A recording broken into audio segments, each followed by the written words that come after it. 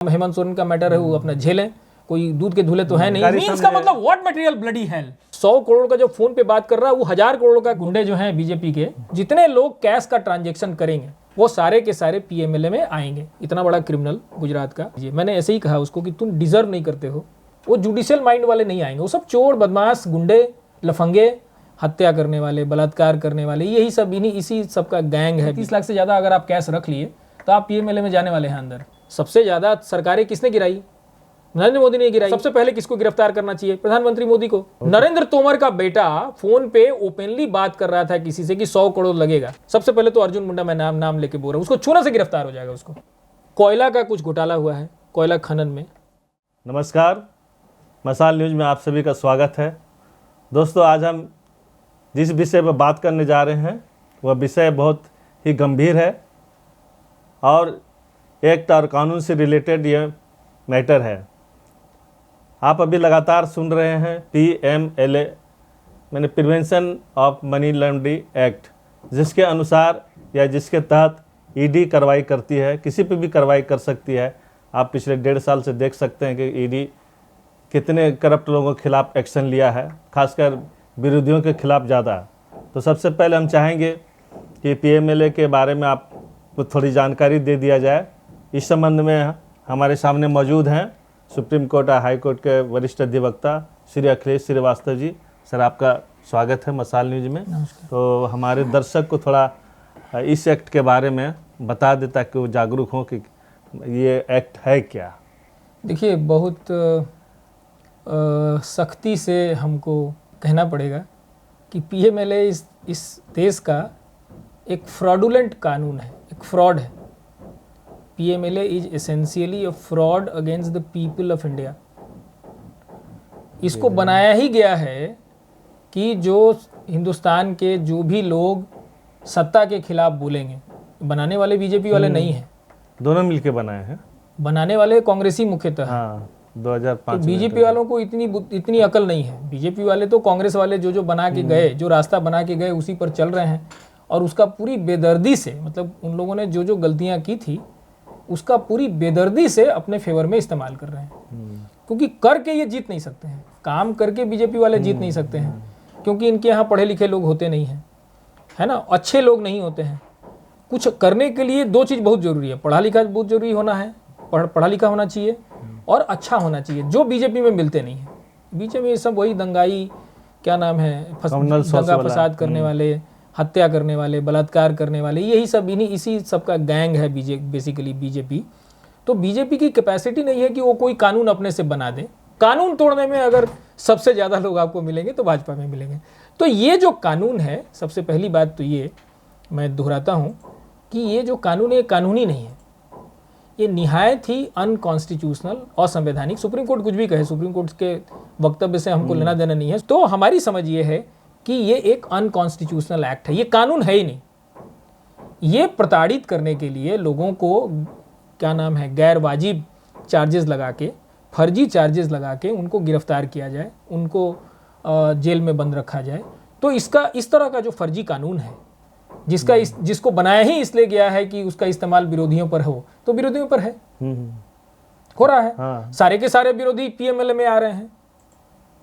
PMLA जो है उसमें सब के सब आएंगे, जितने लोग कैश का ट्रांजैक्शन करेंगे वो सारे के सारे पीएमएलए में आएंगे। अब पीएमएलए क्या है इसको हम शॉर्ट में समझाते हैं। उससे पहले एक उससे इंपॉर्टेंट बात यह है कि पीएमएलए एक क्रिमिनल कानून है, फौजदारी कानून। आप कह रहे हैं कि क्राइम हो रहा है ना, पीएमएलए माने जो कैश ट्रांजैक्शन हो रहा है, पैसे का जो लेन देन हो रहा है, उससे अपराध हो रहा है, क्योंकि लिखा हुआ है प्रोसीड्स ऑफ क्राइम। अगर वो प्रोसीड्स ऑफ क्राइम नहीं, उस पर आते हैं हम कि प्रोसीड्स ऑफ क्राइम का मतलब क्या होता है। प्रोसीड्स ऑफ क्राइम नहीं है अगर वो, तो फिर वो पीएमएलए में नहीं आएगा। प्रोसीड्स ऑफ क्राइम मतलब जो पैसा आया वो प्रोसीड्स ऑफ क्राइम है। क्राइम कौन सा है, शेड्यूल बी हम बताएंगे बाद में आपको। पहले ये समझिए कि प्रोसीड्स ऑफ क्राइम, जो पैसा आपके पास आया वो प्रोसीड्स ऑफ क्राइम से आया, और अगर वो प्रोसीड्स ऑफ क्राइम से आया तो वो पीएमएलए का एक मैटर है। और पीएमएलए क्या है? प्रोसीड्स ऑफ क्राइम, लिखा ही हुआ है क्राइम, तो ये एक अपराध है, ये एक फौजदारी मामला है। इसके लिए ट्राइब्यूनल क्यों चाहिए? हिंदुस्तान में जितने भी ट्रिब्यूनल्स बने हैं वो इस देश के संविधान के बिल्कुल खिलाफ हैं। It all this tribunals are fraud against the Indian constitution. This tribunals are fraud against the law. This tribunals are fraud against the people of India. ये सारे के सारे जो ट्रिब्यूनल्स हैं उसको तुरंत बंद कर देना चाहिए। और पीएमएलए उसका एक बहुत बड़ा उदाहरण है। एल चंद्र कुमार एक ऑर्डर है ऑनरेबल सुप्रीम कोर्ट का, जिसमें उन्होंने कहा कि ये जो ट्राइब्यूनलाइजेशन है, मतलब जो ट्राइब्यूनल्स बने हैं, ये सही है। मेरे हिसाब से निहायत ही वाहियात आदेश है सुप्रीम कोर्ट का। एल चंद्र कुमार को उठा के फेंक देना चाहिए, रिव्यू करके उसको उठा के डस्टबिन में फेंकना चाहिए। उस एल चंद्र कुमार के चलते ये पीएमएलए जैसा एक कानून भी आ गया। क्या है ये? एक फौजदारी कानून। लेकिन अदालत कौन सी है? एक ट्रिब्यूनल है। अपीलेट कौन सा है? जैसे एनसीएलटी एक ट्रिब्यूनल है, इनकम टैक्स का ट्रिब्यूनल है ना। फिर उसकी एक अपीलेट ट्रिब्यूनल भी है, वो भी ट्रिब्यूनल है। तो ये मैटर हाई कोर्ट में नहीं जाएगा, ये मैटर लोअर कोर्ट में नहीं जाएगा, ये मैटर एक ट्रिब्यूनल से होते हुए दूसरे ट्रिब्यूनल और दूसरे ट्रिब्यूनल से सीधे जाएगा सुप्रीम कोर्ट के पास। मैंने ईडी के अंदर ही चलते रहो। ईडी का एक अपना, उसमें कौन लोग आएंगे? ट्रिब्यूनल में अपॉइंटमेंट करना बहुत आसान है, क्योंकि ट्रिब्यूनल जो है उसमें जो लोग आएंगे वो कानून, जो कानून बना है उसके तहत आएंगे। और उस कानून को एडमिनिस्टर कौन करेगा? वो सुप्रीम कोर्ट करेगी नहीं, सुप्रीम कोर्ट की कॉलेजियम, ईडी के अधिकारी ही करेंगे, अधिकारी करेंगे। तो जैसे एनसीएलटी के बारे में मैं बताता हूँ, एनसीएलटी और एनसीएलटी वो पूरा का पूरा नरेंद्र मोदी का जो पीएमओ है वो संचालित करता है, वही डिसाइड करता है कि कौन आएंगे नहीं आएंगे। ये जो अमित शाह है, इसको जिसने छोड़ा मर्डर केस में, सोहराबुद्दीन वाला जो मर्डर केस था, उसमें इसको जज बन गया है, उसको जिसने छोड़ा उस जज का नाम है एमबी गोसावी। एमबी गोसावी ने इसको पैसे लेके छोड़ा, केस खत्म हो गया अमित शाह, और ये बन गया देश का गृह मंत्री। इतना बड़ा क्रिमिनल गुजरात का, और ये देश का गृह मंत्री बन गया केवल उसके चलते। अब ये एमबी गोसावी जो है वो बिल्कुल सबकी नज़र पे था, वो था लोअर कोर्ट का मैजिस्ट्रेट, सबकी नज़र पे था। तो फिर अमित शाह ने क्या किया कि उसको ले आया एनसीएलटी कलकत्ता में, और अभी वो एनसीएलटी का एक मेंबर है, जुडिशियल मेंबर है। हमने उसके कोर्ट में बहुत सारे मामले किए, और जब 2-4 आदेश हमने देखे और हमको लगा कि यह आदमी बिना पैसा लिए तो कोई आदेश नहीं पास कर रहा, तो हमने एक दिन उसके कोर्ट में कहा, ऐसे ही कहा, जो मैं कह रहा हूँ आप उसको ध्यान दीजिए। मैंने ऐसे ही कहा उसको कि तुम डिजर्व नहीं करते हो कि हम तुम्हारे कोर्ट में अपीयर करें। तुम्हारे कोर्ट में अपीयर करना मेरे जैसे एडवोकेट का अपमान है। और क्यों कह रहे तो तुमको मालूम है, पूरे देश को मालूम है। और हम बहुत दिनों तक उसके कोर्ट में गए नहीं, बहुत दिनों तक।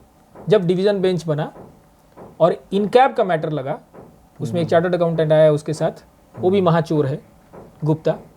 अल्टीमेटली उसने कंपनी को लिक्विडेट किया, और फिर हमको जाना पड़ा एनसीएलटी, और फिर जाना पड़ा सुप्रीम कोर्ट। तो खैर ये मुद्दा आपका नहीं है। मुद्दा ये है कि आप फौजदारी कानून को ले जा रहे हैं ट्रिब्यूनल में, जिसमें आप जिस गधे को, आप अगर नागपुर में जो आरएसएस का दफ्तर है, अगर वहां से किसी गधे को उठा के ले आएंगे तो बन जाएगा, उसमें एडजुडिकेटिंग अथॉरिटी बन जाएगा, और वो डिसाइड करेगा कि ये प्रोसीड्स ऑफ क्राइम है कि नहीं। प्रोसीड्स ऑफ क्राइम एक बहुत सीरियस मैटर है। हालांकि कानून बहुत खराब है, हम बताते हैं आपको कि कैसे खराब है, लेकिन है बहुत सीरियस मैटर। इसको डिफाइन करना और इसको इंटरप्रेट करना और समझना कि प्रोसीड्स ऑफ क्राइम है कि नहीं, उसके लिए जुडिशियल माइंड चाहिए। लेकिन ये जो ट्रिब्यूनल बनाया है नरेंद्र मोदी ने या कांग्रेस वालों ने, जिसने भी बनाया है, इसमें जो लोग आएंगे वो जुडिशियल माइंड वाले नहीं आएंगे, वो सब चोर, बदमाश, गुंडे, लफंगे। अभी तो सब के सब बीजेपी के तरफ से आएंगे। अभी जितना ट्रिब्यूनल है सब में बीजेपी ने अपना आदमी भर के रखा है, उनके पास जुडिशियल माइंड नहीं है, सबके सब चोर भरे हुए हैं। मतलब सबके सब, मतलब सबके सब, कोई जनरलाइजेशन नहीं है। आप ये मत समझिए कि एडवोकेट ए.के. श्रीवास्तव एग्जैजरेशन कर रहे हैं, नहीं, कोई एग्जैजरेशन नहीं है। सारे के सारे ट्रिब्यूनल में भाजपा वालों ने चोर बिठा के रखे हैं, सारे के सारे ट्रिब्यूनल में चोर हैं, और सारे के सारे ट्रिब्यूनल जो हैं वो अनकॉन्स्टिट्यूशनल है, संविधान के खिलाफ है। और इसीलिए मैंने कहा कि एल चंद्र कुमार ऑर्डर को सुप्रीम कोर्ट को रिव्यू करके फेंकना चाहिए डस्टबिन में। इतना सीरियस मैटर है, और आप इसके लिए ट्रिब्यूनल बना दिए, अपीलेट ट्रिब्यूनल बना दिए, उसके बाद सुप्रीम कोर्ट में जाएगा। अब आते हैं इसकी मूल बात पे कि भाई पीएमएलए क्या है। चीफ मिनिस्टर की जो गिरफ्तारी है वो हमको हॉन्ट कर रहा है, तो हम उस पर आएंगे, जिसको कहते हैं प्रोसीड्स ऑफ क्राइम, जो कानून में लिखा हुआ है। ये प्रोसीड्स ऑफ क्राइम क्या है, उसके लिए आपको शेड्यूल बी में जाना पड़ेगा। इंटरेस्टिंगली शेड्यूल बी में 420 भी है, बहुत सारे सेक्शन है, 307 है, 302 है, मर्डर, यानी कि आपने मर्डर किया आपको पैसा मिला, नहीं समझे, मतलब आपने पैसे लेके आपने किसी का मर्डर किया तो प्रोसीड्स ऑफ क्राइम हो गया। कोई 420 का कोई मैटर है ना, तो भी वो क्राइम हो गया। अब 420 में बहुत मुश्किल है। अगर आपने, जैसे इनकम टैक्स में एक कानून है कि 20,000 से ज्यादा का कोई ट्रांजैक्शन अगर आप करना चाहते हैं, लोन देना चाहते हैं या कुछ खरीदना चाहते हैं, आप 20,000 से ज्यादा का कोई भी ट्रांजैक्शन कैश से नहीं कर सकते हैं, आपको क्रॉस चेक देना पड़ेगा। चेक दीजिए या आरटीजीएस कीजिए, जो आजकल तो बहुत सारा सिस्टम आ गया, अब उससे करिए, लेकिन आप कैश से नहीं कर सकते हैं। कैश से अगर नहीं करेंगे तो क्या होगा, कैश से अगर करेंगे तो क्या होगा, इनकम टैक्स कहता है कि वो इनवैलिड माना जाएगा, आपको डिडक्शन नहीं मिलेगा। जैसे मान लीजिए कि हमने 10 लाख कैश देके कोई प्रॉपर्टी खरीद ली या कोई सामान खरीद लिया और हम बिजनेसमैन हैं, तो अगर हम उसको डेबिट करते हैं अपने बुक्स में, उसके हिसाब से प्रॉफिट एंड लॉस तय होगा, तो इनकम टैक्स डिपार्टमेंट उसको डिक्लेयर करेगा नल एंड वॉइड, यानी 10 लाख को ट्रीट करेगी वो मेरी प्रॉफिट। 10 लाख अगर एक्सपेंस से हटा दीजिएगा तो प्रॉफिट हो जाएगा, तो 10 लाख प्रॉफिट पे हमको देना पड़ेगा इनकम टैक्स दीजिए। हाँ, ये नियम है, ये लॉ है। लेकिन ये जो पीएमएलए आया है, इसकी वजह से आया नहीं, जिस तरीके से ये गुंडे जो हैं बीजेपी के और इसका जो प्रधानमंत्री है जिस तरीके से ये इंप्लीमेंट कर रहा है, इसमें कोई भी कैश का ट्रांजैक्शन जो है पीएमएलए में आ जाएगा, कोई भी कैश ट्रांजैक्शन, क्योंकि मर्जी मेरी है ना, मेरी मर्जी है, हम अथॉरिटी हैं, मेरी मर्जी है कहने की भाई ये तो फ्रॉड, हमको लगता है कि ये जो ट्रांजैक्शन हुआ है प्रोसीड्स ऑफ द क्राइम है, इसमें फ्रॉड हुआ है।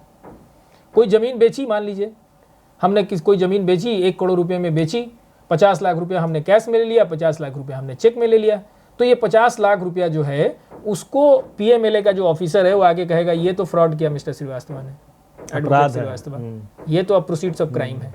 कैसे क्राइम है, हमने 50 लाख रुपया लिया, वो तो इनकम टैक्स का मैटर है, तुम्हारा मैटर नहीं है। लेकिन वो कहेगा नहीं मेरा मैटर है, ये पीएमएलए का मैटर है। Getting my point? तो और कानून बनाए भी वैसे ही है। जैसे गिरफ्तारी के बारे में एक जगह मैं पढ़ता हूं कि गिरफ्तारी का प्री कंडीशन क्या है, किस आधार, कब आप गिरफ्तार करेंगे, इसको अधिकार है गिरफ्तार करने का। प्रोसीड्स ऑफ क्राइम्स मिल गया, माने कैश मिल गया जो प्रोसीड्स ऑफ क्राइम है उसके हिसाब से, तो गिरफ्तार कर सकता है। गिरफ्तार करने का कंडीशन क्या लिखता है, the authority under the act empowered to arrest must have material in his position before exercising the power under this section. The term material is defined in Rule 2G of the Prevention of Money Laundering. The forms and the manner of forwarding a copy of order of arrest of a person along with the materials to the adjudicating authority and its period of retention. Rules 2005 so and so. अब ये जो material जो है, मतलब आपके पास material क्या है, material का क्या डेफिनेशन, ये तो बहुत बड़ा बात हो गया ना, कि जो ऑफिसर है पीएमएलए में उसके पास मटेरियल होना चाहिए हमको गिरफ्तार करने के लिए। तो मटेरियल का मतलब तो बहुत इंपॉर्टेंट हो गया, नहीं समझे? घर में रख देगा कुछ पैसा, वो भी मटेरियल नहीं, material word, my emphasis is in the word, कि मटेरियल, उसके पास कौन सा मटेरियल है कि मेरे खिलाफ क्यों हमको गिरफ्तार करेगा। इस कारण से मटेरियल शब्द बहुत महत्वपूर्ण है, इसलिए मटेरियल का एक डेफिनेशन होना चाहिए। हाँ, तो कौन डिसाइड करेगा कौन सा मटेरियल तुम्हारे पास है? अब मटेरियल की परिभाषा देखिए इन गुंडों ने क्या बनाया है। Material for the purposes of sub section 1 of section 16 of the act means any material in possession of the authority on the basis of which it has recorded reasons। इसका कुछ माने मतलब समझ में आया आपको? हम तो वकील हैं, हमको नहीं समझ में आया, कई बार पढ़े हैं, आज आपने कहा तो फिर आपके सामने भी पढ़ रहे हैं। हम वकील हैं और कोई खराब वकील नहीं है, लेकिन हमको नहीं पढ़ के समझ में आया, इसको बहुत बार हम पढ़े हैं कि कौन सा मटेरियल, मैंने मटेरियल का परिभाषा क्या है रे भाई, क्या तुम्हारे पास मटेरियल है मेरे खिलाफ तब तुम आओगे हमको अरेस्ट करने के लिए, है ना? 30 लाख से ज़्यादा, 30 लाख से नीचे में शेड्यूल बी लागू नहीं होता। 30 लाख से ज़्यादा अगर मेरे पास पैसा मिल गया तो आप मेरे पास आके गिरफ्तार कर, मतलब आप समझ लीजिए कि 30 लाख से ज़्यादा अगर आप कैश रख लिए तो आप पीएमएलए में जाने वाले हैं अंदर। हेमंत सोरेन के घर में 36 लाख मिला हुआ, हाँ, दिल्ली में 30 लाख से ज़्यादा हो गया, 36 लाख कर दिया। 30 लाख से ज़्यादा अगर हो गया तो पीएमएलए हो गया, मतलब that is deemed to be a proceeds of crime. Nonsense का एक लिमिट है। तो मटेरियल की एक साफ, क्लियर, साफ सुथरी परिभाषा होनी चाहिए कि आपके पास कौन सा मटेरियल है जिसके आधार पे हमको गिरफ्तार करोगे। लेकिन इन गुंडों ने मटेरियल की परिभाषा क्या लिखी? Material for the purpose of subsection 1 of section 16 of the act means मतलब, अब मतलब का नाम कुछ है, मतलब का मतलब है ही नहीं कुछ, मींस एनी मटेरियल। अरे मींस मतलब एनी मटेरियल होता है, मींस का मतलब what material bloody hell, means means not any material. Means का मतलब होता है तुम बताओगे कि कौन सा मटेरियल है, किस तरह का मटेरियल को मटेरियल मानेंगे। What kind of stupidity is this? Is this an act? लिख रहा है कि मीन्स एनी मटेरियल, मतलब कोई भी मटेरियल। अब आगे देख लेते हैं कि कोई भी मटेरियल में का कोई फर्दर मत, in possession of the authority. अरे बेहुदा, तो कौन जानेगा कि तुम्हारे ऑफिसर के पास कौन सा मटेरियल है? And he will form an opinion. तो मटेरियल का कुछ पता नहीं, मटेरियल का कोई डेफिनेशन एक्ट में नहीं है। कौन सा मटेरियल उसके ऑफिसर के पास में है इसका कुछ पता नहीं, और ओपिनियन वही बनाएगा उसके बेसिस पे। तो मतलब यह है कि उसके पास कोई मटेरियल मेरे खिलाफ नहीं रहेगा। जैसे मैंने कहा कि 36 लाख रुपया चीफ मिनिस्टर के घर पे मिल गया कैश, हो गया मटेरियल। एक BMW कार मिल गई, BMW कार मिल गई, वो बेनामी था कि क्या था पता नहीं, सच है झूठ है हमको नहीं पता। अब वो सब मैटर, क्या नाम, हेमंत सोरेन का मैटर है, वो अपना झेलें, कोई दूध के धुले तो है नहीं, इसलिए हम उनको डिफेंड नहीं कर रहे हैं। हमारा मेन है कि जिस आधार पे तुम गिरफ्तार किए हो वो कानूनी तौर पे सही है कि नहीं। तो तुम जो मटेरियल की परिभाषा तुम्हारे अंदर, तुम्हारे एक्ट में नहीं है, तो तुम्हारे पास कौन सा मटेरियल है, और वो मटेरियल बताओगे नहीं, क्योंकि सीक्रेट बात है ना, क्योंकि बेल के लिए अप्लाई करेगा। अब क्या मटेरियल तुम वहां डिस्क्लोज करोगे जाके, बाहर तो डिस्क्लोज करोगे नहीं। तो तुम्हारे पास कुछ भी मटेरियल, तुम्हारी मर्जी हुई, तुम आ गए हमारे और हमको उठा के ले गए, हमको जेल में बंद कर दिए। मटेरियल तो कुछ है नहीं तुम्हारे पास। अब कोर्ट में जाके बोलोगे कि इनके खिलाफ जांच चल रही है, इनके घर में ये मिला है, यही सब बोलेगा कि 36 लाख रुपया मिला इनके यहाँ, हो सकता है 36 करोड़ भी मिल जाए। चार्ज रिपोर्ट देने में 2 साल लगा देगा। चार्ज रिपोर्ट लगाने में, क्योंकि जिस तरह का एक्ट है इसमें आप चार्जशीट अब क्या लगाइएगा, अल्टीमेटली ये जाके सुप्रीम कोर्ट में गिरेगा, अगर सुप्रीम कोर्ट बेईमानी नहीं करे तो। कहने दीजिए हमको ये बात हम कहना चाहते हैं, क्योंकि हम जुडिशरी के पार्ट हैं, लेकिन हमको लगता है कि मतलब अब बहुत जुडिशरी की इज्जत करके कोई फायदा नहीं है, क्योंकि जिस तरीके से ये लोग आदेश पास कर रहे हैं मनमाने ढंग से, ये ना कॉन्स्टिट्यूशन को फॉलो कर रहे हैं सुप्रीम कोर्ट के जजेस, ना लॉ को फॉलो कर रहे हैं। देखिए हमारे जो बहुत बड़े ज्यूरिस्ट हैं फालियस नरीमन, उन्होंने साफ साफ कहा 370 के आदेश के बारे में, कंप्लीटली इरोनियस, कंप्लीटली, कई बार दोहराया। उनका इंटरव्यू देख लीजिए, करण थापर के साथ जो उनका इंटरव्यू, उन्होंने साफ साफ कहा कंप्लीटली इरोनियस।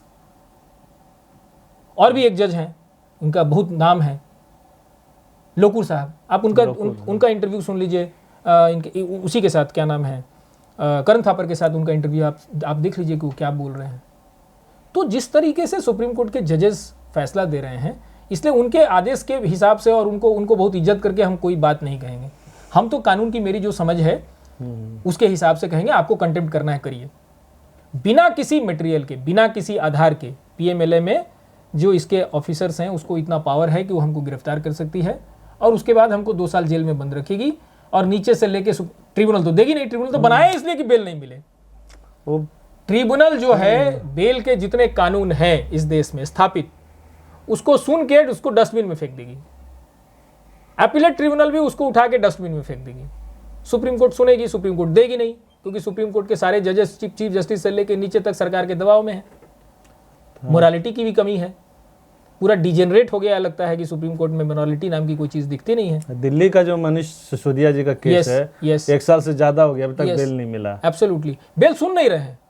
2 साल से वो मुस्लिम लड़का को जो गिरफ्तार किया है, जेएनयू का था ना, जेएनयू का जो लड़का है, उसकी बेल सुन नहीं रहे हैं। भाई किस ग्राउंड पे?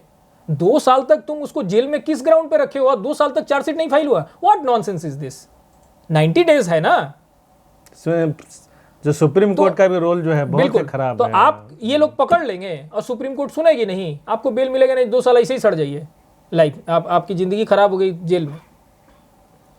तो ये जो कानून है, ये पूरा का पूरा एक ड्रॉकेनियन, पूरा का पूरा एंटी कॉन्स्टिट्यूशनल, और ये पूरा का पूरा एंटी पीपल कानून है।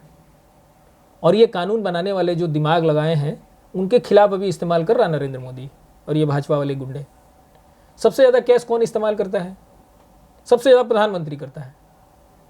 सबसे ज़्यादा सरकारें किसने गिराई? नरेंद्र मोदी ने गिराई, अमित शाह ने गिराई। बिना कैश दिए सरकारें गिर जाती हैं क्या? खरीदना पड़ता है ना उसको, पैसा कहाँ से लाए? वो सारा का सारा प्रोसीड्स ऑफ क्राइम है।